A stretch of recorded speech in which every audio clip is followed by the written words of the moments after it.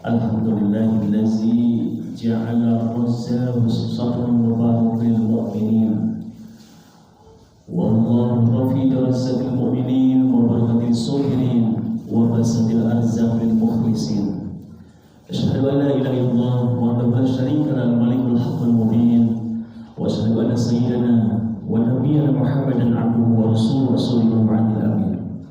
Allahumma shalli wa sallim wa barik ala sayyidil mursalin wa khataman nabiyyin Muhammadin wa ala alihi wa sahbihi ajma'in, amma ba'd.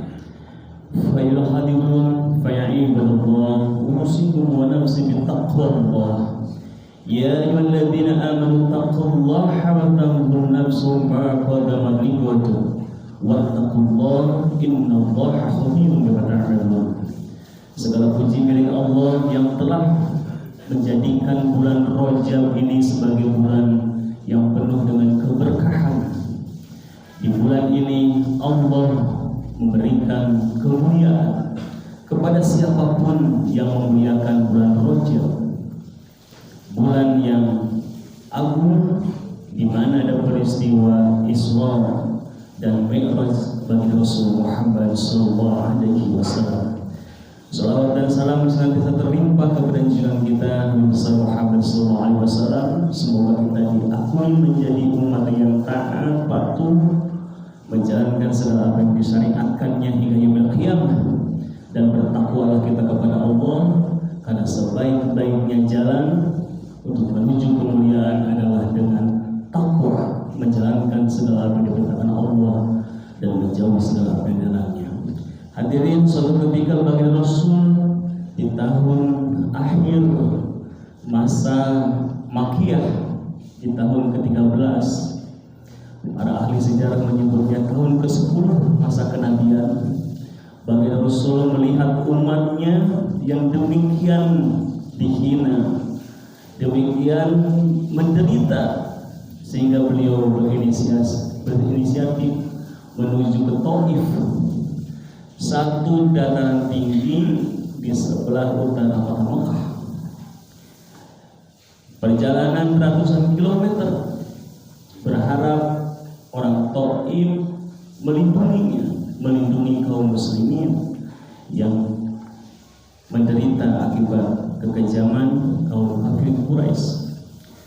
Namun begitu sampai ke perbatasan Taif, bukannya disambut malah disambit. Penduduk Taif melempari baginda Rasul dengan batu, dengan potongan besi, sehingga beliau terluka, dan manusiawi beliau pun berlindung di sebuah bukit. Pada saat itulah malaikat Jibril turun dan menawarkan bantuan. Ya Nabi Allah, jika engkau berdoa maka aku hancurkan orang-orang Taif. Tetapi baginda Rasul malah menjawab, Allahumma hdi qaumi fa innahum la ya'lamun. Ya Allah, berikanlah hidayah kepada kaumku karena mereka tidak mengetahui. Inilah akhlak yang diajarkan oleh baginda Rasul yang harus kita tanamkan di keseharian kita. Dan ini adalah puncak kesabaran dari pribadi seorang mukmin. Maka peristiwa Isra dan Mi'raj tidak terlepas dari dua hal, yaitu sabar dan sholat. Sabar dalam menghadapi segala macam cobaan, dan sholat adalah puncak tertinggi mi'rajnya orang yang beriman.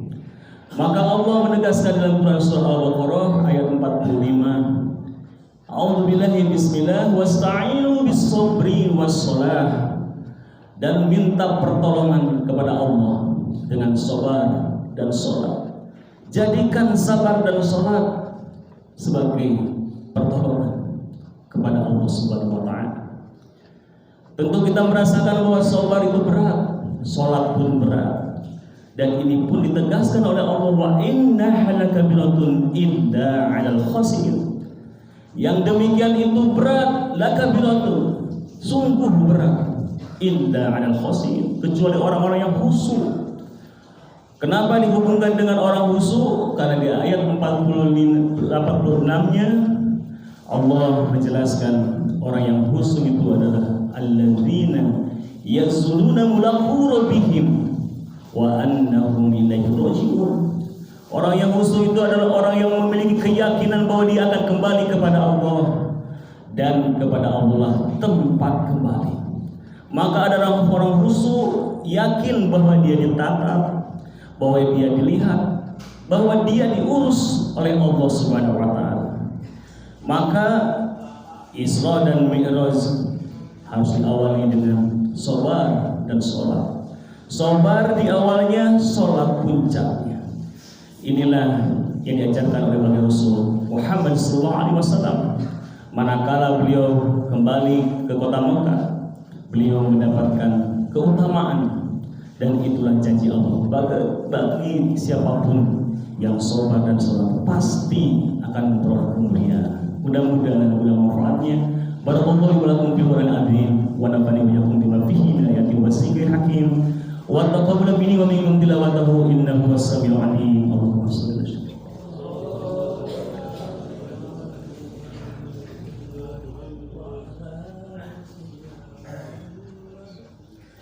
Alhamdulillahi haqqal hamdi, asyhadu an la ilaha illallah wa la syarika lahu, asyhadu anna Muhammadan abduhu wa rasuluhu alladzi la nabiyya ba'dahu.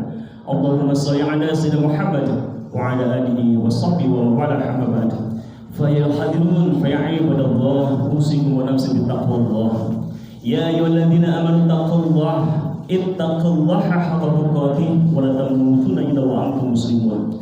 Wa qala ta'ala innallaha wa malaikatahu yusholluna 'alan nabiy ya ayyuhalladzina amanu shallu 'alaihi wa sallimu taslima. Allahumma shalli ala sayyidina Muhammad wa ala alihi wa sahbihi wa man tabi'ahum bi ihsan ila yaumiddin wa radhu 'anil khulafa'ir rasyidin Sadatina Abu Bakar wa Umar wa Utsman wa Ali wa ala baqiyati sahabatil karim wa ahli baiti ajma'in wa radhu 'anil mahum bi rahmatika ya arhamar rahimin. Amin Allah ya rabbal alamin. Allahumma fil mu'minina wal mu'minat wal muslimina wal muslimat al ahya minhum wal amwat innaka sami'un qaribun mujibul hajat. Wa ya Allah ya Maha Menatap, ya Maha Agung, ampunilah sekelam apapun masalah kami ya Allah.